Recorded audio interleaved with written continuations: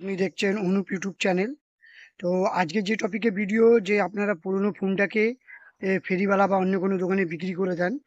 তো এটা যাতে ভুল না করেন, কারণ যে কেউ পুরনো মোবাইলটা বিক্রি করে দুটো পয়সা যদি বাড়িতে আসে তাহলে খুব ভালো।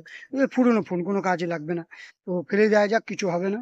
তো এই ভুল আর করবেন না, কারণ আপনারা জানেন যে মোবাইল ফোন থেকে সব ডেটা, আপনি ভাবছেন যে আমার নতুন ফোনে নিয়ে নিলাম এবং ফোনটাকে রিসেট মেরে বিক্রি করে দিলাম, তো কিছু হবে? কিছুই হবে না, কিন্তু ভুল ভাবছেন।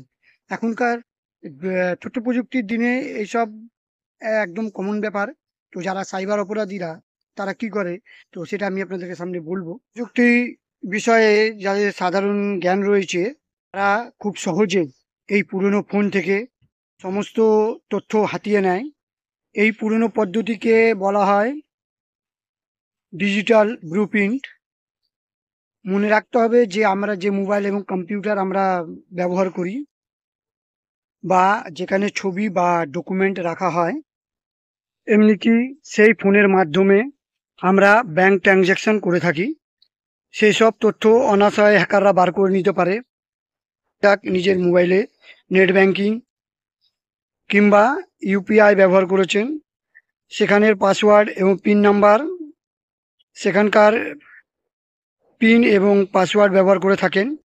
টাকা আদান প্রদানের পরে সেখান থেকে লগ আউট করে বেরিয়ে এলেও সিস্টেমে সেই পাসওয়ার্ডগুলো থেকে যায়। তো হ্যাকাররা সেইগুলো অনায়াসে বের করে নিতে পারে এবং বার করে সেই ফোনটাকে তারা আবার বিক্রি করে দেয়। তো বিক্রি করে দেওয়ায় সেখানে সেই ছোটো ছোটো পার্টসগুলো, সেই পার্টসগুলো তারা অন্য মোবাইলে লাগিয়ে দেয়। এবং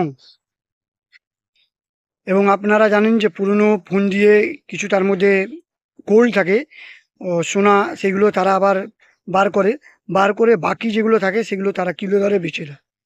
তাহলে আপনি ভাবুন একটা ফোন দিয়ে তারা কত কী করছে। তো আমার কথা উদ্দেশ্য হলো যে তারা যাই করুক, আমার কিছু যায় আসে না, কিন্তু আপনার যে যাবতীয় জিনিস তথ্য মোবাইলে রয়েছে, আপনার ফটো, পার্সোনাল ছবি, হ্যাঁ, পার্সোনাল ভিডিও, এবং ব্যাংকের আরও অফিসের অনেক কিছু থাকে যেগুলো আপনারা ভাবেন ডিলিট করে দিলে, ডিলিট করে দিলাম আর কিছু হবে না, কিন্তু ভুল ভাবলেন। কারণ মোবাইলে বায়োডাটা এবং সব কিছু আপনার থাকে। আপনি সেটা একটা ইমেজ রিকভারি একটা অ্যাপস রয়েছে, সেখান থেকে যদি আপনারা ডাউনলোড করে বার করেন, ইভেন আপনার সব জিনিস বেরিয়ে যাবে। তো আপনারা ভুল করে এরকম করবেন না। সেই পুরনো ফোনগুলোকে ফেলে দিন, হ্যাঁ, বা সেটা ডিসপোজেবল করে দিন, যেটা আপনার কাজে বা কারোরই কাজে না লাগুক, তারপরে সেটা বিক্রি করুন। তো কখনোই ভুল করে, আজ থেকে আপনি শিক্ষা নিয়েছেন যে আর কোনো দিন পুরনো ফোন বেচবেন না। বেচলে কিন্তু আপনারই অসুবিধা।